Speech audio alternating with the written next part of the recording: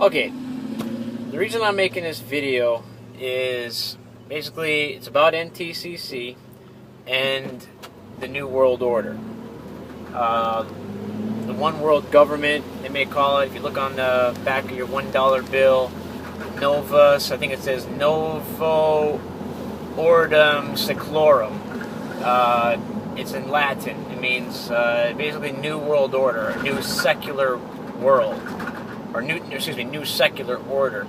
I'm not going to give a whole rundown on what the New World Order all stands for, but my theory on it is that the Catholic Church is behind it. That's not my own personal, I'm not the only one that thinks that, but you do enough research, it pretty much links it back to that. If you read the book of Revelation, chapter 17, about the great whore, it says right on her forehead, Mystery Babylon.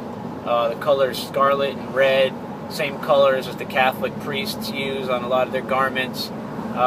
It's so clear. Babylon, you can see the Babylonian Baal symbolism in their form of worship. Anyways, you'll have to do the research on that. Okay, it took me a long time to learn about what's going on with the New World Order, One World Government, how Satan is behind it, and the theory that's pretty well substantiated through a lot of people's collected research. It's not just a bunch of crazy people talking about Martians or something. It has nothing to do with Martians. It's got nothing to do with, if anything, there's just a few people that point out how that some of the government wants you to believe that there may be Martians out there, but not that the conspiracy theorists think that there's Martians out there. There may be a sect out there that does think that, but just like in any movement, you got people that take something off to the wayside somewhere. The main conspiracy theory is that and from what I researched, the Catholic Church is as simple as this: they're trying to take over the world. It's the devil behind it, of course. The woman that rides the beast in Revelation chapter 17. It's symbolic of the Baal, Babylonian religious order and whole economy of Babylon, and secular world government, kings and their inhabitants working in unison, or submitting actually to that the fornication of Babylon, or the Baal worship, the same worship that the Jews kept going into, and they kept not serving God and actually instead serving Baal, because it was full of all kinds of fornication, temple prostitutes, and wickedness. A lot of real fun, sinful, evil, wicked stuff in their minds.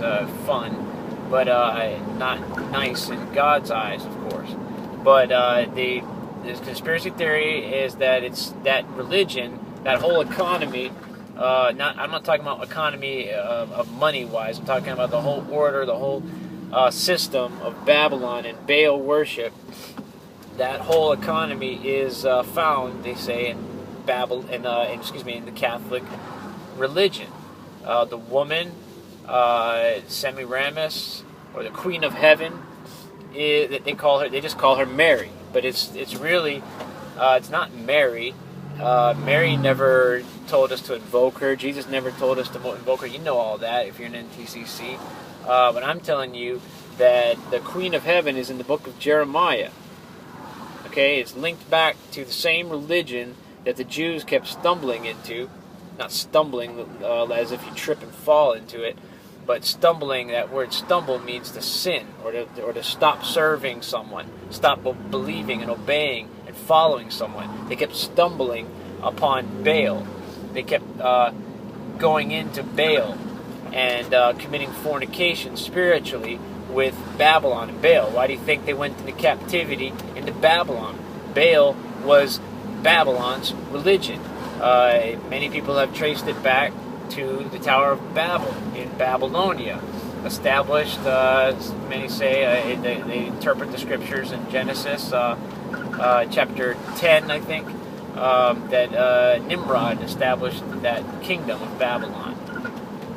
Alright, so the religion is still alive and well You know, it's still going. You can find it in the Catholic Church, and you can find it in certain flags of nations, and especially in the United Nations. Okay, you think your governments are a bunch of Christian nations, England and America, they're just good Christian nations. They all love God, and all their presidents and leaders are just good Christian men.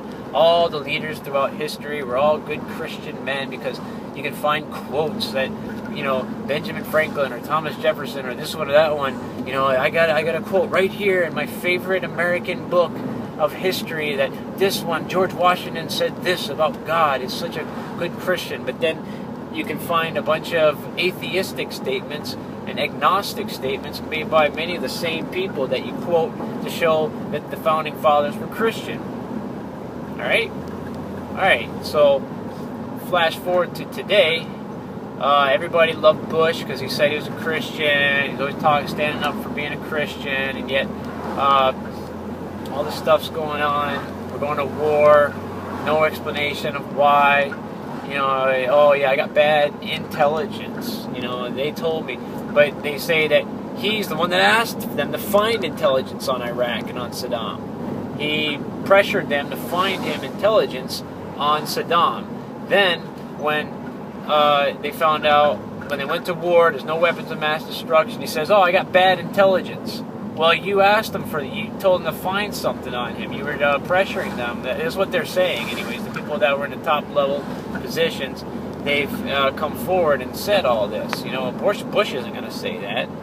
But you had the 9/11, the towers that fell, but nobody knows about Tower 7 unless you've done some in-depth research into the matter.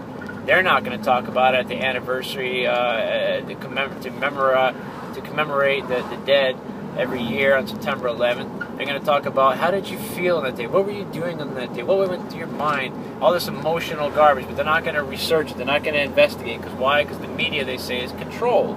America is not going to let, the government's not going to let, or the government behind the government of America is not going to let you know what's going on unless you do some research.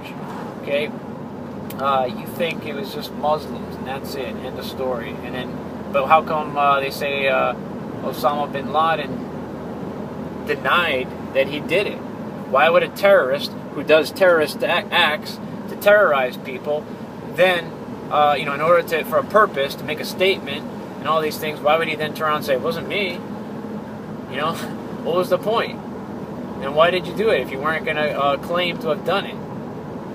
You know, so, anyways, you know, nobody knows about Tower 7, the tower that fell.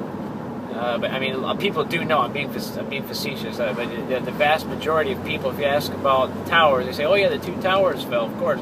Well, you ask them, what was Tower 7? Do you know about that tower that fell hours later, just like a demolition job? It just fell straight to the earth. How come it's the furthest one out of the group of buildings that made up the World Trade Center? See, it wasn't just two buildings that made up the World Trade Center. There's a bunch of them. Tower 7 was the furthest one from that group of buildings, and yet it came crashing to the earth in just a few seconds, just because it had a couple scattered fires and a little bit of damage from the tower. Buildings, you know, if you ask people in the fire department, you know, they know. Steel buildings don't just crash down like they're made out of just nothing but concrete